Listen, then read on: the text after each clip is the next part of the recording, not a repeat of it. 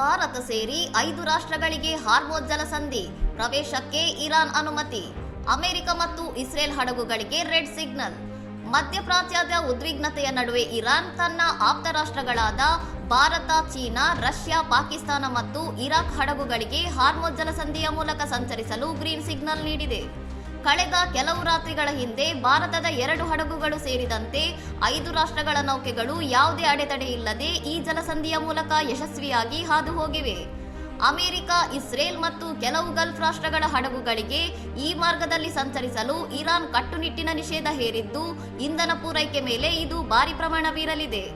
ಅನುಮತಿ ಇಲ್ಲದೆ ಹಾರ್ಮೋಜ್ ಜಲಸಂಧಿಯನ್ನು ಪ್ರವೇಶಿಸಲು ಪ್ರಯತ್ನಿಸಿದ ಹಡಗೊಂದಕ್ಕೆ ಇರಾನ್ ಬೆಂಕಿ ಹಚ್ಚಿದ್ದು, ಈ ಘಟನೆಯು ಜಾಗತಿಕ ಇಂಧನ ಮಾರುಕಟ್ಟೆಯಲ್ಲಿ ಆತಂಕ ಮೂಡಿಸಿದೆ.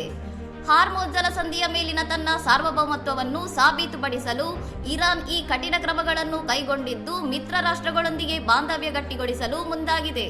ಇನ್ನಷ್ಟು ಸುದ್ದಿಗಳಿಗಾಗಿ ನೋಡ್ತಾ ಇರಿ ಸೌರಂ ಟಿವಿ.